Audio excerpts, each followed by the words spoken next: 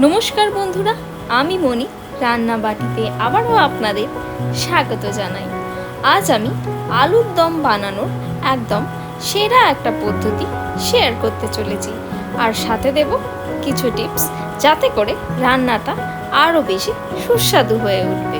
চলুন তাহলে রেসিপিটা শুরু করে নেওয়া যাক। এই রান্নায় সবার প্রথমে আমি নিয়েছি এরকম ছোট সাইজের আলু, আর এখানে আমি প্রায় 500 গ্রামের মতো আলু নিয়েছি। আলুর খোসাটা আমি ভালো মতো ছাড়িয়ে নিয়েছি। এখানে নতুন আলু ব্যবহার করলে কিন্তু ভালো হয়। সাথে লাগছে 3 টেবিল স্পুনের মতো পেঁয়াজের পেস্ট, সাথে লাগছে আদা, রসুন আর কাঁচা লঙ্কার পেস্ট, সাথে লাগবে টমেটো পেস্ট, লাগছে কাশ্মীরি লাল লঙ্কা গুঁড়ো, আর সাথে লাগবে দই আর কয়েকটা কাজু বাদাম আর সামান্য একটু পোস্তকে ভালো মতো পেস্ট করে নিয়েছি। এসবের সাথে লাগছে দারচিনির একটা টুকরো, সাথে লাগছে 3 থেকে 4টে লবঙ্গ, সাথে লাগছে জিরে, বড় একটা এলাচ, কিছু ছোট এলাচ আর একটা তেজপাতা। এসবের সাথে লাগছে কিছু গুঁড়ো মশলা, যেমন হলো গরম মশলা গুঁড়ো, জিরে গুঁড়ো আর সাথে লাগছে হলুদ গুঁড়ো। এসবের সাথে আমি নিয়েছি সাদা তেল, লাগবে নুন আর চিনি পরিমাণ মতো। এবার ওভেনেতে কড়া বসিয়ে কড়াই দিলাম তেল, আর তেল ভালো মতো গরম হয়ে যাওয়ার অপেক্ষা। তেল যখন ভালো মতো গরম হয়ে যাবে তখনই খোসা ছাড়ানো ভালো করে ধুয়ে রাখা আলুগুলো এক এক করে আমি তেলের মধ্যে দিয়ে দেব। বলে রাখি, এখন আমি কিন্তু ওভেনের হিটটা লো টু মিডিয়ামে রেখেছি। এবার আলুগুলো যাতে ভালো মতো ভাজা হয়ে যায় তাই জন্য আমি এর মধ্যে দিয়ে দিলাম সামান্য একটু নুন। এটা কিন্তু অবশ্যই মনে রাখবেন, নুন দিয়ে দিলে কিন্তু আলুর গায়ে একটা কালারও সুন্দর মতো আসবে, আর আলুগুলো বেশ ভালো মতো ভাজা ভাজা হয়ে যাবে। উল্টে পাল্টে আমাদের আলুগুলোকে ভালো মতো ভেজে নিতে হবে।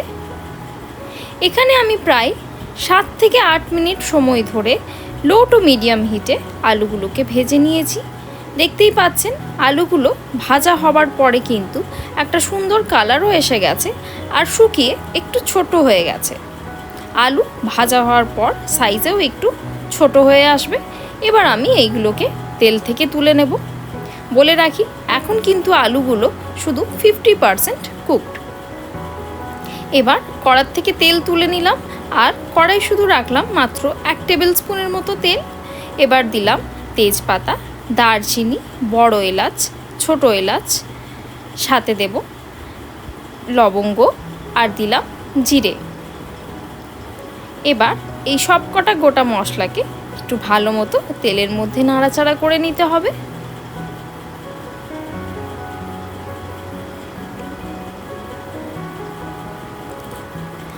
যখন দেখব তেলের থেকে একটা ভালো মতো গন্ধ ছেড়ে আসে তখন এর মধ্যে দিয়ে দিতে হবে পেঁয়াজের পেস্টটা।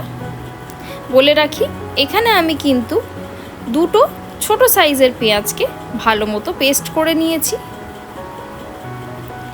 এবার তেলের মধ্যে পেঁয়াজটা দিয়ে ভালো করে নাড়াচাড়া করে নিতে হবে। পেঁয়াজের কাঁচা গন্ধ যাওয়া অবধি আমরা এটাকে ভালো মতো ভেজে নেব। পেঁয়াজ যখন প্রায় 60%-এর মতো ভাজা ভাজা হয়ে আসবে তখন আমি এর মধ্যে দিয়ে দেব আদা, রসুন আর কাঁচা লঙ্কার পেস্ট। এখানে আমি প্রায় 1 ইঞ্চি মতো আদা, 5 থেকে 6টা রসুনের কোয়া আর 3 থেকে 4টে কাঁচা লঙ্কা পেস্ট করে দিয়েছি। ঝালটা আপনারা আপনাদের ইচ্ছে মতো দিতে পারেন। মশলাটা কিন্তু আমাদের খুব ভালো মতো কষিয়ে নিতে হবে। এবার আমি এর মধ্যে দিয়ে দিলাম টমেটোর পেস্ট। টমেটোর পেস্টটা দেওয়ার পর আবারও আমাদের সব কিছুকে ভালো করে একটু কষিয়ে নিতে হবে, যাতে মশলার কাঁচা গন্ধটা চলে যায় আর টমেটোটাও ভালো মতো কষানো হয়ে যায়। এবার এর মধ্যে দেব জিরে গুঁড়ো, সাথে দেব হলুদ গুঁড়ো, আর যেহেতু আমি এখানে কাঁচা লঙ্কার ব্যবহার করেছি, এবার আমি কালারের জন্য দেব কাশ্মীরি লাল লঙ্কার গুঁড়ো। এবার সব কিছুকে আবারও ভালো করে ভেজে নিতে হবে, মশলার যেন কাঁচা গন্ধ চলে যায়। প্রায় 4 থেকে 5 মিনিট সময় ধরে লো টু মিডিয়াম হিটে আমি মশলা ভালো মতো কষিয়ে নিয়েছি। এবার এর মধ্যে দেব সামান্য একটু জল দিয়ে আবারও সব কিছুকে একটু ভালো করে নাড়াচাড়া করে নিলাম। এবার এর মধ্যে তৈরি করে রাখা কাজু বাদাম আর পোস্তর পেস্টটা দিয়ে দেব। এখানে আমি প্রায় 7 থেকে 8টা কাজু বাদাম আর প্রায় 1 টেবিল স্পুনের মতো পোস্তকে ভালো মতো পেস্ট করে নিয়েছি। আবারও সব কিছুকে ভালো করে নাড়াচাড়া করে আমি কিন্তু ওভেনের হিটটা অফ করে দিলাম। আর ওভেনের হিট অফ করে দিয়ে আমি এবার দিলাম এখানে টক দই।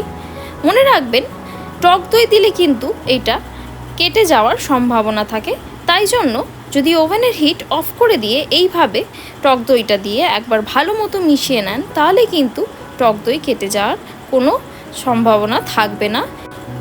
এবার আমি ওভেনের হিটটাকে অন করে দেব।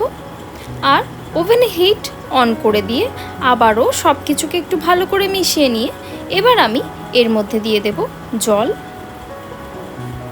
মশলা কিন্তু আমার খুব ভালো মতো কষানো হয়ে গেছে।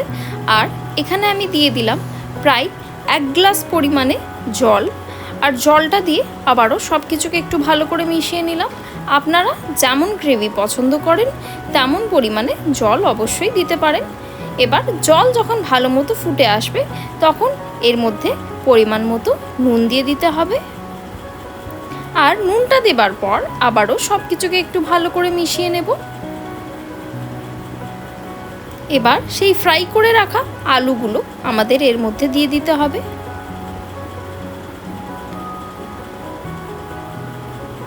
সবকটা আলু আমি এই ঝোলের মধ্যে দিয়ে দেব। আর ওভেনের হিটটা এখন কিন্তু আমি মিডিয়ামে রেখেছি। আলুটা দেবার পর আবারও সব কিছুকে একটু ভালো করে মিশিয়ে নেব। হালকা হাতে আমি আলুটাকে মিশিয়ে নিলাম। এবার চাপা দিয়ে প্রায় 10 থেকে 12 মিনিট আমাদের এটাকে লো হিটে রান্না করতে হবে। আর অতি অবশ্যই, যেহেতু এতে কাজু বাদামের পেস্ট দেওয়া আছে, আমাদের কিন্তু মাঝে মাঝেই কড়ার চাপা তুলে নিয়ে এটাকে নাড়াচাড়া করে নিতে হবে, না হলে কিন্তু এটা তলার থেকে ধরে যেতে পারে। আর অতি অবশ্যই ওভেনের হিট কিন্তু একদম লোতেই রাখতে হবে। দেখতেই পাচ্ছেন আমি মাঝে মাঝে চাপা খুলে নিয়ে ভালো মতো সব কিছুকে একটু নাড়াচাড়া করে নিচ্ছি। আর এখন কিন্তু আমার গ্রেভির কনসিস্টেন্সি বেশ ভালোই ঘন ঘন হয়ে এসছে। আমি এটাকে সেমি গ্রেভি রাখবো, তাই জন্য আমি গ্রেভিটা কিন্তু খুব বেশি ড্রাই করব না। এবার নুনটা এই পর্যায়ে কিন্তু আপনারা একটু টেস্ট করে নিতে পারেন। আমি এখানে সামান্য একটু নুন দিলাম। আর তার সাথে টেস্টটাকে ব্যালেন্স করবার জন্য দেব অল্প একটু চিনি, সাথে দেব গরম মশলা গুঁড়ো। আর এবার আবারও সব কিছুকে একটু ভালো করে আমাদের মিশিয়ে নিতে হবে।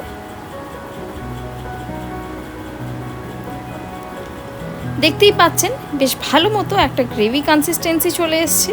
আর রান্নার কালারটাও বেশ ভালো মতো এসছে। এই পর্যায়ে কিন্তু আমাদের আলুও খুব ভালো মতো সেদ্ধ হয়ে গেছে। ব্যাস, তাহলেই আমাদের এই আলুর দম সার্ভ করবার জন্য একদম রেডি। আপনারা এটা রুটি, নান বা পরোটার সাথে অবশ্যই সার্ভ করতে পারেন। আশা করছি আপনাদের আমার এই রেসিপি ভালো লেগে থাকবে। ভালো লেগে থাকলে লাইক, শেয়ার আর সাবস্ক্রাইব করবেন। দেখা হচ্ছে আবারও একটা নতুন রেসিপি নিয়ে। ধন্যবাদ।